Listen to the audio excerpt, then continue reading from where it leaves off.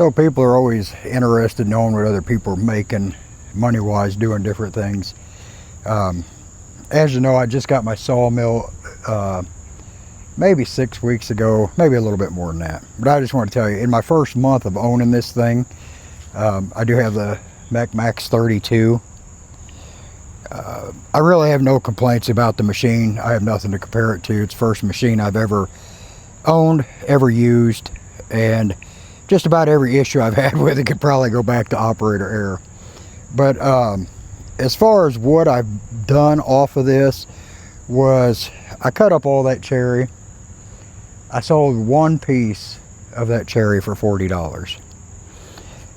In this stack right here, this is some very old oak. It's got a lot of damage to it, termite, spalding. The first log of this I cut up, I sold the whole log for $100.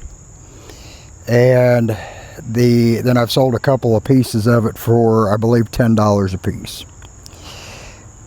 So roughly between what I've sold in this old oak and the little bit of cherry, roughly $150 to $160. So if we come on around here,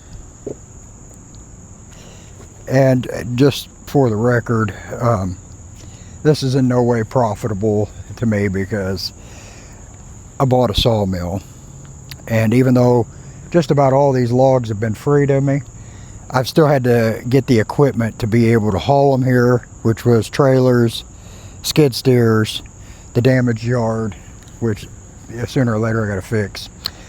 But anyway, moving on over here, we cut up the big walnut log here. It's 26 inches. I've sold 3 pieces of this for a total of $300. So we'll just say roughly $450 total in this.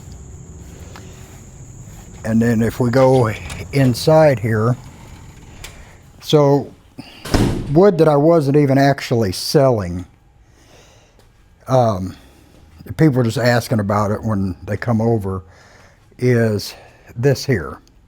So the whole lower part of this stack is cedar.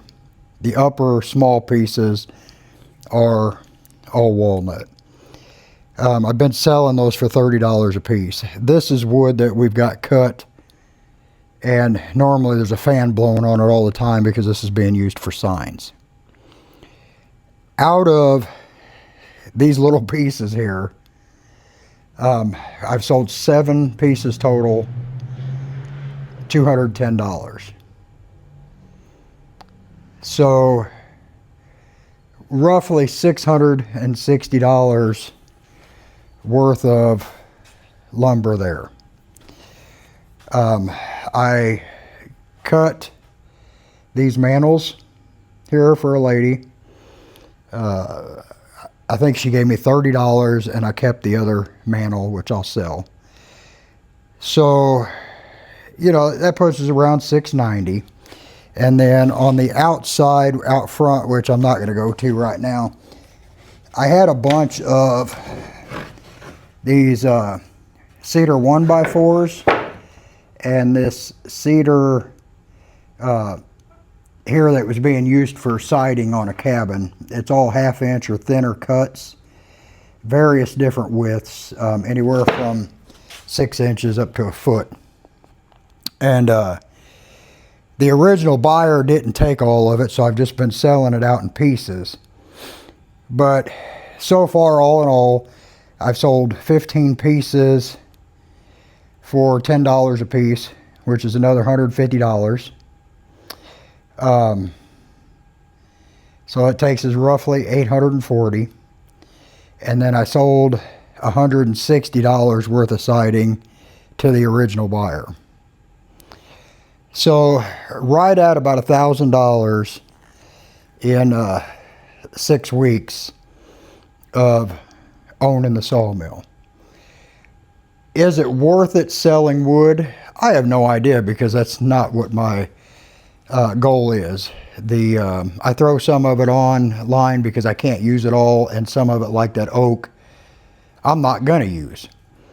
The big pieces of walnut out there, I'm not gonna use those unless I cut them into small pieces and use them for signs. So that's why I put those online. So the fact that just about all my logs have been free, if you look at it from that way, you look at it, I've went through like 3 blades so far, maybe 4, so $60 to $80 in blades. Maybe 10 gallons of gas, so 50 bucks in gas or so. So if you look at it from that aspect of things, it's pretty lucrative. Again, I'm not selling by the board feet. I just pick a number out of the air, and that's what I sell the boards for, because, you know, at the end of the day, the end game goal is doing signs. And now that we have this big machine here, once we get it set up and figured out, we're going to be making custom barn doors. So that's where the goal lies. But at the moment, to learn better on the CNC machine, I've been doing a lot of small signs for people.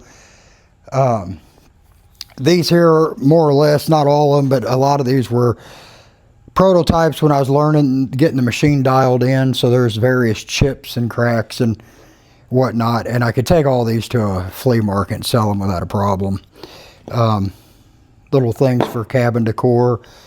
Again, not anything we're going to get into because I'm not chasing $3 and $5 items, nor am I actively chasing selling lumber or live edge slabs. But you know, there it is. In 6 weeks, I've sold about $1,000 worth of live edge slabs, and the 1x4 cedars that I sold, that is the only wood that I've cut to size. Everything else has been live edge. So I was pretty proud of myself that I was able to do that, and the people liked them. But yes, you can definitely make money at sawmilling if you have the time, you have the equipment, and you have the access to logs without paying an astronomical fee. Because if you look like on Facebook, you'll see people trying to sell, you know, 2 cedar logs for $400, or they want, you know, $300 or $400 for 1 walnut log.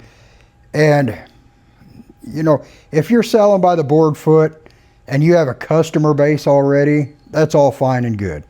It's even better if you have the capabilities of drying the stuff out with a kiln, which I do not have. I'd like to get something, but that's far off in the future. But you could easily sell the wood if you had the customer base and if you actually tried more than I do to sell the wood. So anyway, that's where I'm at so far when I'm chasing sawdust. I'm hoping here in the next week or so everything kind of smooths out. We do get more videos made of the actual sawmill working. You guys can watch me screw up a little bit more and tear stuff up. Just like a little bit ago, I started shooting a video on there. I was going to finish up the sassafras log that's on the sawmill. And I just realized that I'd left the gas turned on a few days ago when I used it, so a whole tank of gas just kind of evaporated out of the thing.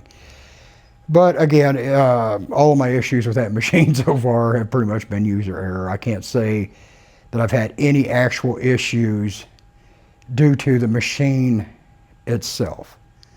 So as a budget machine, I think it does pretty good. I do have to still figure out some things like the waviness every once in a while that I'm having. And I need to find a good way to set the band pressure. I know they say around 30 PSI, but I just haven't found a good way to do that yet. So I just kind of snug it up, which is probably wrong. But aside from that, $1,000 in about 6 weeks. So it's paid for the stuff that I have tore up at least.